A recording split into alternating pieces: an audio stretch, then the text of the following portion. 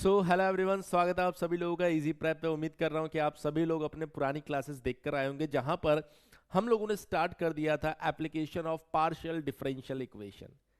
इस application of partial differential equation का first case आपने देखा था और पहला एप्लीकेशन देखा था, जिसमें हमने पूरी इक्वेशन को आपको डिराइव करना सिखाया था, किस तरीके से उसे डिराइव किया जाता है।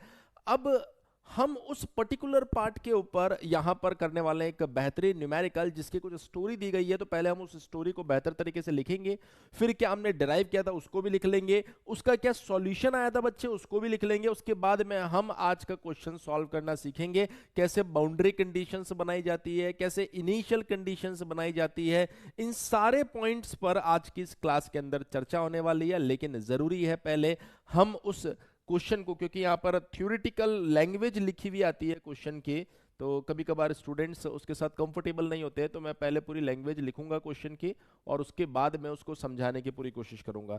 तो देखिए क्या क्वेश्चन दिया गया है यहाँ पर। ये दिया जा रहा है a string is stretched a string is stretched and fastened to two points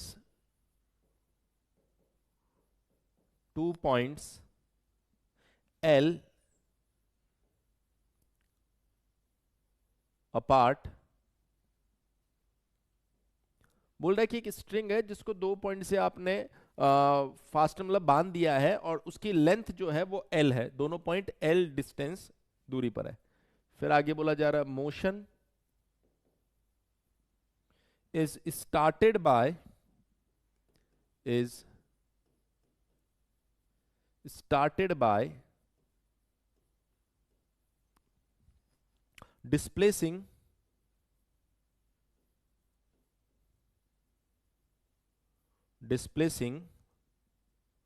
the string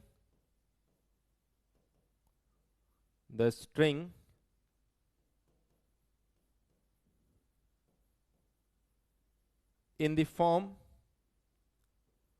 y equals to a sin pi x by L, from which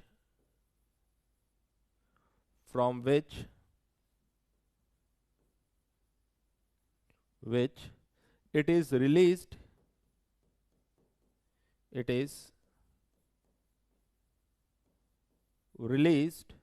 at time t equals to 0. show that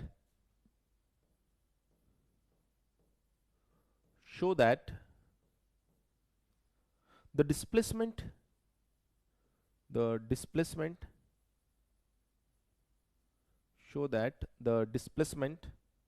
of any point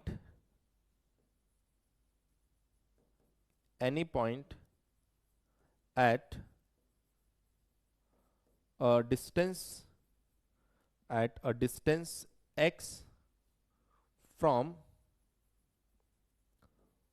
one end at time t is given by, ये question है complete, अभी मैं समझाऊंगा। मैं पहले पूरा question लिख रहा हूं यहां पर। y x comma t equals to a sine pi x by l cos पाई सी टी बाय l। अब देखिए ये थ्योरेटिकल क्वेश्चन है। अगर ये थ्योरेटिकल क्वेश्चन है तो आप ये मान के चलिए कि इसको जब एग्जाम में आपको सॉल्व करना हो तो किस तरीके से, अगर कन्वेंशनल एग्जाम में आप इसका आंसर लिखने जा रहे हैं तो क्या प्रोसेस यहां पर फॉलो करना होता है, किस तरीके से स्टेप बाय स्टेप आप यहां पर आंसर लिखने वाले हैं। हर एक चीज हम यहाँ पर देखने वाले हैं। इवन हम क्वेश्चन के लैंग्वेज को लेकर स्टेटमेंट्स भी लिखने वाले हैं। तो मैंने पूरा सॉल्यूशन तैयार किया है कि किस किस तरीके से स्टेटमेंट्स आप यहाँ पर लिखने वाले हैं। पहले क्वेश्चन को समझ लेते हैं कि सर क्वेश्चन बोल क्या रहा है। ये बोल रहा है स्ट्रिंग इज स्ट्रेच्ड, यानी खींचा गया है, and fasten to 2 points L apart, 2 point से उसको बांध दिया गया है जिसके बीच की डिस्टेंस कितनी है, L. Motion is started by displacing string in the form y equals to a sin pi x by l from which it is released at time t equals to 0। Motion जो है वो definitely इस equation को follow कर रहा है जब इसको t बराबर 0 के ऊपर रिलीज किया गया। Show that the displacement of any point at a distance x from one end at time t is given by, हमें शो करना है कि सर किसी टाइम t के ऊपर अगर आप इसके डिस्प्लेसमेंट को डिराइव करेंगे तो ये डिस्प्लेसमेंट कुछ ऐसा आने वाला है। दो बहुत ही इंपॉर्टेंट चीजें यहां पर आपको पता होनी चाहिए। पहली, सर आपकी जो वेव इक्वेशन आपने डिराइव की थी लास्ट क्लास के अंदर वो क्या थी, उसके बाद में सर उसका सॉल्यूशन क्या था। ये दोनों चीजें आपको पहले से पता होना चाहिए, तभी आप इस क्वेश्चन को सॉल्व कर पाएंगे। तो किस तरीके से आप इसको, इस तरीके के क्वेश्चन को, ये काफी टाइम टेकिंग क्वेश्चंस होते हैं और बहुत सी बार बच्चे घबरा जाते हैं इस क्वेश्चन को देखकर। मतलब इवन मैं आपको ऑनेस्टली बताऊं तो बहुत सारे लोग इसको छोड़ भी देते हैं पढ़ाने से कि मतलब ठीक है यार इतना सब कुछ बता दिया बाकी सब छोड़ दो। अभी जब आप पढ़ेंगे तो आपको समझ में आएगा कि सर क्यों छोड़ देते हैं इस क्वेश्चन को या इस पर्टिकुलर टॉपिक को, application of partial differential equation जो इतनी मेहनत आपसे करवाती है, क्यों इसको स्किप कर देते हैं। इसका कारण यही है कि ये काफी लेंदी होते हैं। तो मैं आपको सबसे पहले तो वो दोनों इक्वेशंस लिख के बताता हूं जो इक्वेशंस हमने डिराइव कर ली थी। तो अभी वो स्लाइड मेरे पास में है नहीं, इसलिए मैं यहाँ से डायरेक्टली मेरे पास में लिखी हुई है वो इक्वेशन, तो मैं लिख देता हूँ यहाँ पर। ये बोल रहा है the vibration of the string is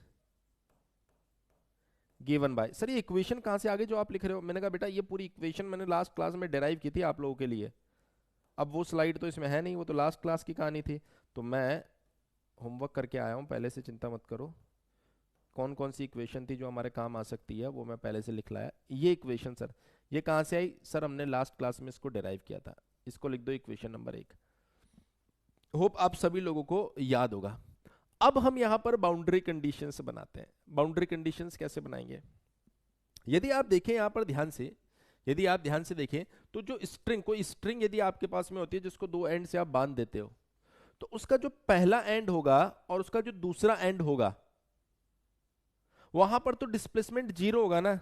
sir नहीं समझ में आया। मैंने कहा मेरे पास कोई स्ट्रिंग है क्या, मैंने कहा हाँ सर है। ये देखो माइक के लिए आते हैं, घुमा के लिए आया। अरे माइक आ जाओ इधर, आज पहली बार तुम्हारा काम आया। ये देखो ये स्ट्रिंग है, आई होप ये विजिबल होगा, अब विजिबल होगा। तो जब आप इसको डिस्टर्ब करोगे तो ये देखिए ये ऊपर गया, ये देखिए ये नीचे गया। जहां से ये फिक्स है इस पॉइंट से, इन 2 पॉइंट से, ये जो 2 पॉइंट आप देख पा रहे कौन से 2 पॉइंट, ये वाला और ये वाला, इन 2 पॉइंट से इसमें कोई मूवमेंट नहीं है। देखिए ये ऊपर गया और मान लीजिए ये नीचे गया, पर ये 2 पॉइंट का जो डिस्प्लेसमेंट होगा ना वो क्या होने वाला है, 0 होने वाला। तो ये 2 पॉइंट को कैसे आप रिप्रेजेंट कर सकते हैं, x बराबर 0 और y बराबर 0 से आप इसको y बराबर x बराबर 0 और x बराबर l से आप रिप्रेजेंट कर सकते हैं। जो इनिशियल पॉइंट होता है वहां पर x 0 होगा और जो फाइनल पॉइंट होने वाला है वहां पर x क्या हो जाएगा, इसकी लेंथ कितनी है बेटा, l। क्लियर है। तो ये पॉइंट क्या हो जाएगा आपके पास, x equals to l point. तो इन दोनों पॉइंट्स पर जो डिस्प्लेसमेंट होगा वो कितना बन जाएगा सर, वो बन जाएगा हमारे पास में 0। तो हम इस बात को लिख दें यहां पर, इस बात को हम लिख देते हैं, बिल्कुल लिख देते हैं सर। तो कैसे लिखेंगे पूरी स्टेटमेंट के फॉर्मेट में, तो सर हम इसे लिखेंगे as the end points, as the end points of the string are fixed, ऐसा लिखना पड़ेगा भाई, for all time, for all time. तो क्या बन जाएगा ये y, ये x कॉमा टी होता है। तो मैंने कहा सर x की वैल्यू क्या ले ली मैंने, 0 कॉमा टी। तो ये कितना हो जाएगा सर, ये 0 हो जाएगा। इसको बोल दो इक्वेशन नंबर 2। और पॉइंट कौन सा आ जाएगा sir, y l comma T. Sir ये कितना हो जाएगा, मैंने कहा ये भी 0 हो जाएगा। ये बन गया इक्वेशन नंबर 3। कुछ बच्चे कहेंगे सर मैं तो समझ ही नहीं पाया। मैंने कहा भाई देखो ये स्ट्रिंग है, इसको आपने ऐसे बांध दिया, तो जब ये वाइब्रेट करेगी तो ऐसे तो करेगी ना, ऐसे ऐसे कर लेगी, ज्यादा से ज्यादा जैसा मन करे वैसे कर लेगी। लेकिन ये जो पॉइंट आप देख रहे हो ये तो दोनों फिक्स पॉइंट है ना, तो ये पॉइंट कौन सा है, x बराबर 0, तो देखो यहां पर मैंने लिख दिया 0।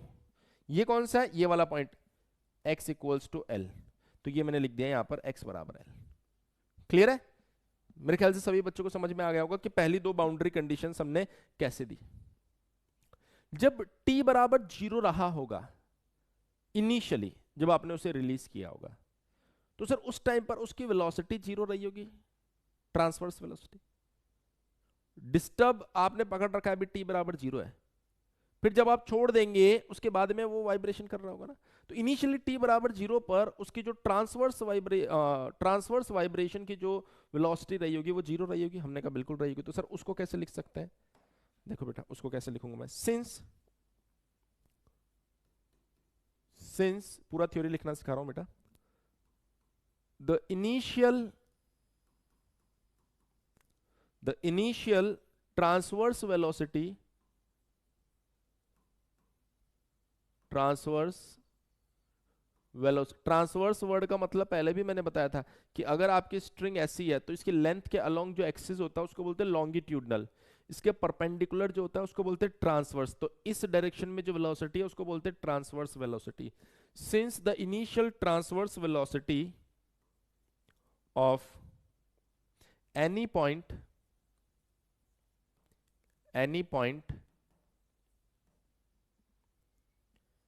of the string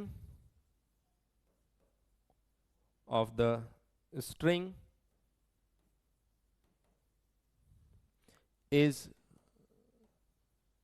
0, तो कैसे लिख देंगे सर इसको, मैंने कहा सर इसको मैं लिखूंगा dy। y क्यों लिखा सर आपने, x क्यों नहीं लिखा, मैंने कहा सर ये x है और ये y है ना, तो ये तो लॉन्गिट्यूडनल हुआ और ये ट्रांसवर्स हुआ, तो ट्रांसवर्स डायरेक्शन में आपने बोला t बराबर 0 पर इसकी वेलोसिटी कितनी हो जाएगी, हमने कहा 0 हो जाएगी सर। अगर हम लोग देखेंगे यहां पर ट्रांसवर्स डायरेक्शन में t बराबर 0 पर इसकी वेलोसिटी क्या हो जाएगी, 0 हो जाएगी सर। मैंने कहा जब t बराबर 0 रहा होगा उस टाइम पर डिस्प्लेसमेंट को कैसे लिखोगे, तो डिस्प्लेसमेंट जो आपको दिया गया है वो कौन सा दिया गया, तो आप देखेंगे सर डिस्प्लेसमेंट जो हमें दिया गया है, क्वेश्चन में दिया गया ना डायरेक्टली, देखो कहां गया क्वेश्चन, डिस्प्लेसमेंट जो दिया गया है वो ये है। तो सर जब t 0 रहेगा तो डिस्प्लेसमेंट तो इतना ही रहेगा ना, मैंने कहा हाँ, क्योंकि ये तो t से इंडिपेंडेंट बता दिया गया, तो इसको इक्वेशन नंबर बोल दो बेटा 4। और हमने कहा कि सर y x, 0, इसका मतलब होता है कि x वो जो ये जो लेंथ दी गई ना, ये x की वैल्यू किस पॉइंट पर आप चर्चा कर रहे हो, तो x एक्सिस पर क्या वैल्यू, तो हमने बोला x की तो वैल्यू आपने ले रखी है, कोई भी वैल्यू ले सकते हो यहां से लेकर यहां तक की, लेकिन t को आपने क्या ले लिया बेटा, 0 ले लिया, तो ये आपके पास कितना आएगा, तो आपने कहा कि सर जो क्वेश्चन, अब मैं बार बार स्लाइड चेंज नहीं कर पाऊंगा इस वजह से मेरे पास में ऑलरेडी लिखा हुआ है, ये क्वेश्चन में दिया हुआ है ये वैल्यू, तो सर इसको हमने बोल दिया इक्वेशन नंबर 5। क्या होता है, बड़े लेंदी क्वेश्चन होते हैं ना तो बड़ा बोर्ड चाहिए होता है, मतलब ये मान के चलो कि सारी चीज एक ही स्लाइड पर आएगी ना तभी आपको बात समझ में आएगी, तो हमें पहले से ये डेटा लिखना पड़ता है, इक्वेशन लिख के रखनी पड़ती है ताकि काम आ जाए हमारे। तो हमने कहा ठीक है सर, ये कैसे हुआ, सर इनिशियली जब आप उसे डिस्टर्ब करने जा रहे उस टाइम तो 0 है ना, उसके बाद वेलोसिटी मिली ना, तो मैंने कहा सर t बराबर 0 पर वेलोसिटी 0, ट्रांसवर्स। ये कैसे हुआ, मैंने कहा t बराबर 0 पर उसका जो डिस्प्लेसमेंट है वो तो x पर डिपेंडेंट है ना, मैंने कहा हाँ, तो t बराबर 0 रहेगा तो डिस्प्लेसमेंट इतना ही रहेगा, सर बिल्कुल इतना ही रहेगा। ठीक है सर, ये 5 इक्वेशन हमें समझ में आ गई, कोई कंफ्यूजन नहीं है इसके अंदर।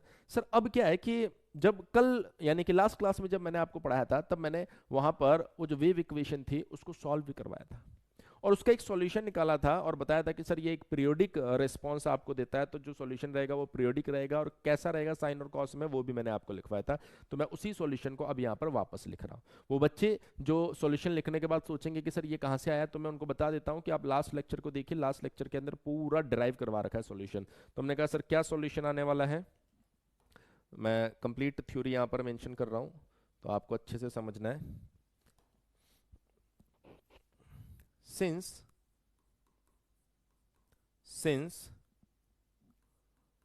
the vibration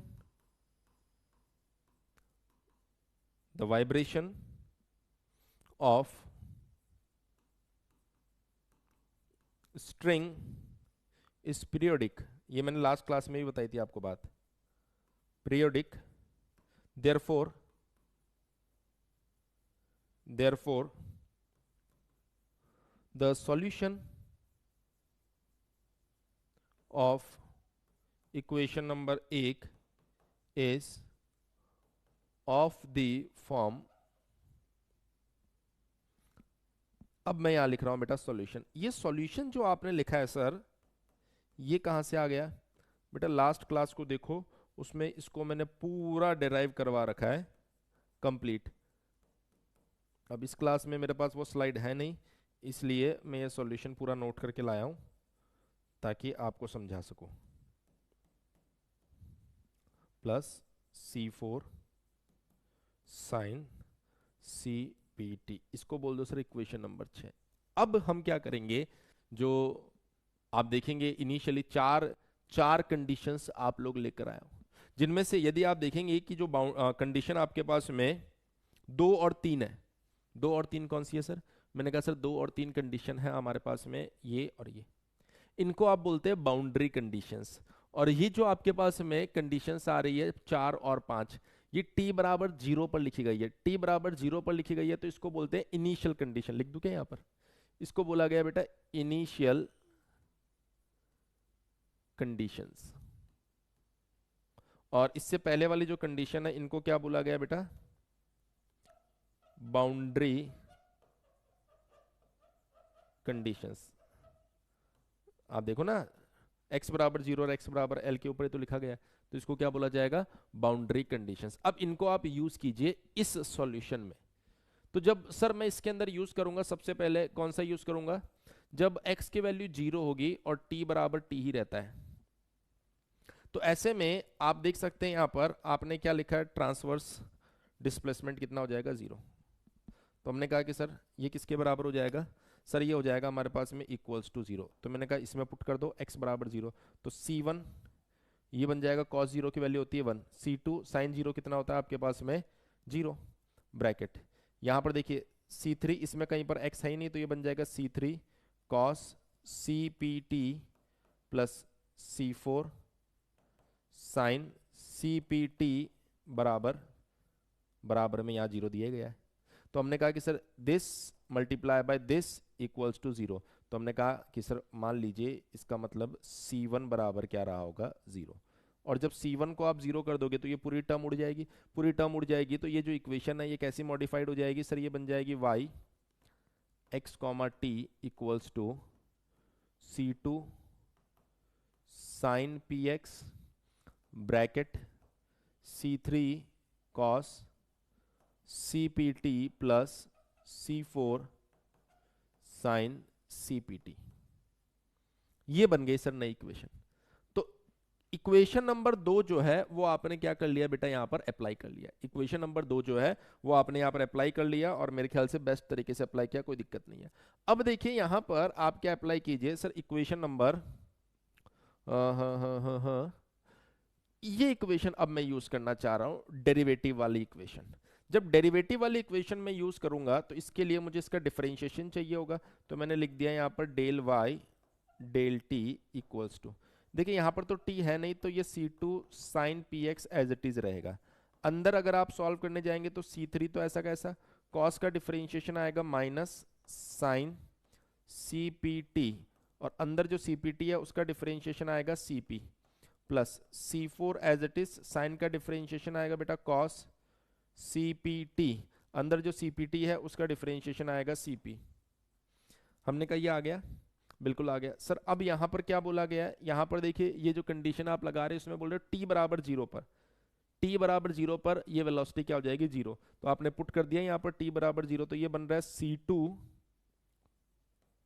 sin px bracket देखो अंदर t बराबर 0 पर ये तो पूरी टर्म 0 हो जाएगी। मैंने कहा पूरी टर्म 0 हो जाएगी, ये पूरी टर्म 1 हो जाएगी, तो ये बन जाएगा ब्रैकेट में 0 plus C4 CP equals to 0। तो अल्टीमेटली क्या आ रहा है सर? अल्टीमेटली ये आ रहा है C2 C4 CP sin px बराबर 0। तो हमने कहा कि सर C2 जो है अगर मैं इसको 0 कर दूंगा, C2 अगर आपका 0 हो जाएगा तो y तो पूरा का पूरा ही 0 हो जाएगा, जो कि पॉसिबल ही नहीं है। तो इसका मतलब ये जो C4 आ रहा है यही आपके पास में क्या होने वाला है? इसमें 0 माना जाएगा। तो हमने मान लिया कि सर C4 बराबर क्या है, 0। देखिए यहाँ पर हार्ड एंड फास्ट रूल नहीं होते, जब भी कन्वेंशनल सॉल्यूशन आप देते हैं तो वहां पर हर एक पॉसिबिलिटी को कंसीडर करके आगे बढ़ना होता है कि सर देखो अगर ये 0 हो सकता है तो इसको मान लीजिए, अगर ये 0 हो सकता है तो इसको मान लीजिए, अगर ये 0 हो सकता है तो इसको मान लीजिए। ऐसी चीजें आपके दिमाग में तभी उतरेगी जब आप इसको कम से कम 2 बार देखेंगे और 2 बार सॉल्व करेंगे। क्लियर है? क्योंकि ये डायरेक्ट पूछे जाते हैं एग्जाम के अंदर, डायरेक्ट कि हाँ ऐसा कैसा छाप दो, तो आपको इनको बहुत बेहतर तरीके से समझना। मैंने कहा C4 को भी यदि आप 0 कर दोगे तो ये इक्वेशन थी, इसमें ये टर्म भी जा चुकी है, तो अब क्या बचा? तो आपने कहा सर अब बच गया ये y x t equals to, यहां पर आ गया आपके पास में C2 sin px, और उसके बाद में बन जाएगा ये C3 cos CPT, C3 cos CPT। इसको अगर सर थोड़ा और अच्छे से लिखूंगा तो मैंने कहा और अच्छे से लिखोगे तो ये बन जाएगा x t, और ये आ गया C2 C3 sin px cos CPT। Best है सर, बिल्कुल बेस्ट है। अभी आपके पास में 2 कंडीशंस और बच रही है, कौन कौन सी है सर वो 2 कंडीशन? मैंने कहा सर देखो एक कंडीशन तो हमारे पास में ये बच गई, हमने कहा ठीक है, और दूसरी कंडीशन कौन सी बच गई? ये वाली बच गई। तो हमने कहा सर पहले हम ये वाली कंडीशन यूज कर लें जिसमें x की वैल्यू l आ रही है और t तो आपका एज इट इज रहेगा, और उसको इक्वल्स टू 0 कर देंगे। ये बाउंड्री कंडीशंस है, यानी कि जो स्ट्रिंग है उसके आखिरी पॉइंट पर जब x की वैल्यू l हो जाएगी तब भी वर्टिकल यानी कि ट्रांसवर्स डिस्प्लेसमेंट तो 0 होगा ना, हमने कहा बिल्कुल 0 होगा। तो सर इस कंडीशन को यूज कर लो। तो आप क्या करेंगे सर, ये जो आपके पास कंडीशन है इसको लिख लो सर अगली स्लाइड पर। अगली स्लाइड पर लिखने के लिए मेरे पास में ये एज इट इज पड़ा है, तो सर यहीं से लिख लो डायरेक्ट, आपके पास तो लिखा हुआ है। तो मैंने कहा लिखा हुआ है तो मैं वापस लिख लेता हूँ। x t क्या आया था हमारे पास में, C2 C3 sin px cos CPT, ऐसा ही है, देख लेंगे एक बार। sin px cos CPT condition क्या है सर? कंडीशन हमारे पास में, कंडीशन आ रही है हमारे पास में LT बराबर 0, तो आपने कंडीशन लगा दी y LT इक्वल्स टू 0, तो इसमें पुट कर दो। जब इसमें पुट करोगे तो C2 एज इट इज, मैंने कहा बिल्कुल as it is, C3 as it is, बिल्कुल एज इट इज, x की जगह ये बन जाएगा sin PT, यहां तो एज इट इज आपके पास में cos CPT बराबर 0। अब आपने कहा सर C2 0 के बराबर नहीं हो सकता, क्यों नहीं हो सकता? पूरी इक्वेशन 0 हो जाएगी। C3 भी 0 के बराबर नहीं हो सकता, क्यों नहीं हो सकता? पूरी इक्वेशन 0 हो जाएगी। इसका मतलब अब नंबर आ गया sin PT का। अगर sin PT को आपको 0 करना है तो इसका मतलब PT बराबर क्या बन जाएगा सर? PT बराबर बन जाएगा n पाई। सर ये n पाई का क्या चक्कर है? मैंने कहा n आपके पास में एक इंटीजर है और आप n की वैल्यू कुछ भी पुट करते जाओ। यहाँ पर n की वैल्यू 1 पुट करोगे तो पाई हो जाएगा, तो जैसे आप इसके अंदर पाई पुट करोगे वो ऑटोमेटिकली 0 हो जाएगा। तो हमने कहा ठीक है सर, कोई दिक्कत वाली बात नहीं है। तो आपने आपने जैसे यहाँ से p फाइंड किया तो p बराबर कितना आ गया? n pi divided by t। इसको पुट कर दो आपकी इक्वेशन में, y x t C2 C3 sine p जो है उसकी जगह क्या आ जाएगा बेटा आपके पास में? n pi t multiply by x। उसके बाद में यहां पर आ गया cos। अगर आप देखेंगे CP तो C और P की जगह क्या आ जाएगा? n pi divided by t, और यहां पर आ गया मल्टीप्लाई बाय t। तो अगर मैं इसको सिंप्लीफाई करूं तो ये आ रहा है sir y x t equals to, यहां पर आ गया बच्चे आपके पास में C2 C3, ये तो ऐसा का ऐसा ही दिख रहा है, मैं sine n pi x divided by t। यहां से अगर आप देखेंगे तो शायद t से t कैंसिल आउट हो गया और ये आ रहा cos n c पाई। क्या आ रहा आपके पास में? n c पाई। ये डिनोमिनेटर में l था ना, यहां पर डिनोमिनेटर में l था ना। There is little bit mistake. कहाँ हुई सर ये मिस्टेक? मैंने कहा देखो इस जगह पर जब आप सॉल्व कर रहे थे तो साइन पी एक्स इसकी जगह देखो x की जगह l आना था, और आपने गलती से यहाँ पर क्या लिख दिया? t लिख दिया। तो मैंने कहा सर इसको थोड़ा सा एडिट करना पड़ेगा वरना गड़बड़ हो जाएगा। यहाँ पर फिर यहाँ पर, वो तो अच्छा हुआ पता चल गया, नहीं तो सारा गड़बड़ हो जाता। तो फिर यहाँ पर कुछ कैंसिल भी नहीं होगा। तो हमने कहा कि सर क्योंकि x बराबर l है ना, तो x बराबर आएगा l, l, l, l, l, l, l और l। एक बार चेक कर ले क्या यहाँ तक का, n pi x by L, n पाई और ये ऊपर वाला t भी रह गया ना, n pi c t by L. Perfect है सर, है ना।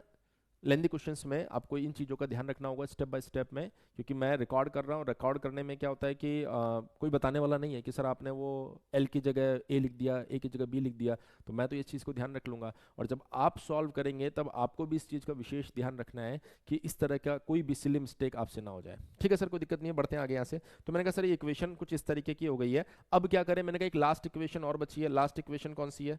लास्ट इक्वेशन शायद बची है ये वाली यूज़ हो गई सर, अभी अभी ये यूज किया। तो अब कौन सी बची है सर? ये वाली बची है। x कॉमा जीरो यानी t की वैल्यू को जीरो पुट कर दो, वो a sine pi x by L के बराबर कर दो। हमने कहा ठीक है सर। तो आपने बोला y x कॉमा जीरो, मैं यहीं से लिख लेता हूं क्या थी इक्वेशन, x कॉमा जीरो, बार बार स्लाइड चेंज करने में,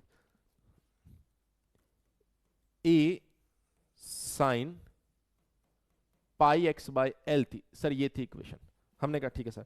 तो अगर आप इसके अंदर ये लगाएंगे तो देखिए x तो एज इट इज रहेगा, ये तो C2 C3, इसमें पुट कर रहा हूं बेटा, ध्यान रखना value, C2 C3 sine pi N, x तो एज इट इज रहेगा डिवाइड बाय एल। t की जगह क्या हो जाएगा बेटा? जीरो, और t की जगह जैसे जीरो करोगे ये वैल्यू हो जाएगी 1, और ये इक्वल्स टू में किसके आ जाएगा? a sine pi x by L. तो यहां से मैं क्या समझ में आया, ये दोनों टर्म आपस में बराबर होगी, बिल्कुल होगी सर, C2 C3 बराबर a। ओके सर, कोई दिक्कत नहीं है। फिर इसमें कंपेयर करोगे तो ये वाला टर्म इसके बराबर होगा, तो आपने कहा सर यहां से n pi x L equals to क्या आ रहा है? Pi x L. तो यहां से साफ साफ पता चल रहा है n बराबर 1 आ रहा है। तो ये सारी वैल्यूज आने के बाद में इसके अंदर वापस से पुट कर दो, और जैसे इसके अंदर आप वापस से पुट करोगे सारी वैल्यूज, तो आपके पास में y x कॉमा टी जो आ रहा है वो कितना आ रहा है सर? हमने कहा ये आ रहा है a sine pi x by L cos c pi t by L. ये हमारे पास में फाइनल रिजल्ट आ रहा है। और एक बार हम चेक कर लेते हैं क्या यही प्रूफ करना था हमें। मैंने कहा sir a sine pi x by L cos pi c t by L, हमने कहा सर बिल्कुल यही प्रूफ करना था। तो इस क्वेश्चन से हमें क्या समझ में आ रहा है? दो बहुत ही इंपॉर्टेंट चीजें हैं जहां पर आप application of partial differential equation की बात करते हैं। पहला वो जो डेरिवेशन लास्ट क्लास में करवाया गया था, दूसरा सर उस डेरिवेशन पर अगर क्वेश्चन हमसे पूछा जाए तो किस तरीके का क्वेश्चन पूछा जाएगा। तो मैंने देखा ऐसी स्टोरी आपको मिल सकती है। इस स्टोरी में जो चैलेंज आपके सामने रहेगा वो रहेगा बाउंड्री कंडीशंस बनाने का। बाउंड्री कंडीशंस कैसे बनाए? मैंने कहा सर देखिए अगर आप एक ऐसी स्ट्रिंग बांध देंगे तो इस पॉइंट पर और इस पॉइंट पर उसका जो वर्टिकल डिस्प्लेसमेंट होगा वो तो जीरो होगा ना। हमने कहा बिल्कुल जीरो होगा। तो हमने यही बोला x बराबर जीरो पर और x बराबर l पर y की वैल्यू जीरो हो जाएगी। फिर हमने कहा सर इनिशियली मतलब t बराबर जीरो पर इसकी ट्रांसवर्स वेलोसिटी जीरो होगी। आपने कहा सर बिल्कुल जीरो होगी। तो आपने del y by del t को क्या कर दिया? t बराबर जीरो के ऊपर जीरो कर दिया। उसके बाद में आपने बोला कि सर क्वेश्चन के अंदर ये भी आपको दिया गया है, ये जो कंडीशन दी गई है ये किसी स्पेसिफिक, किसी इनिशियली जब उसने डिस्प्लेसमेंट दिया, इनिशियली डिस्प्लेसमेंट मतलब t बराबर जीरो पर, तो t बराबर जो डिस्प्लेसमेंट दिया वो भी आपको क्वेश्चन में दिया गया है। ये चार कंडीशन है, इन चार कंडीशन को यूज करना था। अगर कोई और भी क्वेश्चन और भी कोई थ्योरी आती है तब भी आपको इसी तरह की चार कंडीशंस यूज करनी है, और उन चार कंडीशंस की मदद से ये जो आपके पास में सॉल्यूशन है। सर ये सॉल्यूशन कहां से आया? बेटा लास्ट क्लास में आप अच्छे से जाके देखो, मैंने ये पूरा सॉल्यूशन डिराइव किया, ये आपको याद रखना पड़ेगा, हो सकता है एग्जाम में डिराइव के लिए भी आ जाए। तो ये तो आपकी हो गई वो वेव इक्वेशन जो आपने कल डिराइव की थी, मतलब जो आपने डिराइव की थी, और ये हो गया उसका सॉल्यूशन। तो ये दोनों चीजें आपको याद होनी चाहिए। इस सॉल्यूशन के अंदर आपने वन बाय वन वो बाउंड्री कंडीशन अप्लाई की, और बाउंड्री कंडीशन जब आप अप्लाई करते हुए लास्ट तक चले गए तब आपके पास में फाइनल रिजल्ट आ गया जो आपको प्रूफ करना था। तो मेरे ख्याल से इतनी बात आप समझ गए होंगे कि किस तरीके का क्वेश्चन हमसे पूछा जा सकता है और किस तरीके का क्वेश्चन हमने यहाँ पर सॉल्व किया है। तो फर्स्ट एप्लीकेशन में मैंने दो बातें बता दी है, कैसे इक्वेशन डिराइव करना वो भी समझा दिया, उसी के अंदर सॉल्यूशन भी बता दिया और उसके बाद मैंने उसका न्यूमेरिकल भी बता दिया। तो मेरे ख्याल से ये पॉइंट आपको बिल्कुल क्लियर होना चाहिए। थोड़े से लेंदी प्रोसेसेस है, लेंदी प्रोसेसेस से बचने का एक ही तरीका होता है कि आप उन्हें बार बार सॉल्व करें। मैं आपको बता रहा हूँ इसके अलावा कोई सॉल्यूशन नहीं है। बहुत से बच्चे सोचेंगे सर बहुत टफ है, हमें समझ नहीं आ रहा है, तो मैं बता देता हूँ कि बेटा यहाँ पर टफ नहीं है, ये लेंदी बोलते हैं इसको। अगर आप अच्छे से सोच समझ के बार बार सॉल्व करेंगे डेफिनेटली आप सॉल्व कर ले जाएंगे। क्लियर है? थैंक यू सो मच, मिलते हैं नेक्स्ट वीडियो के अंदर।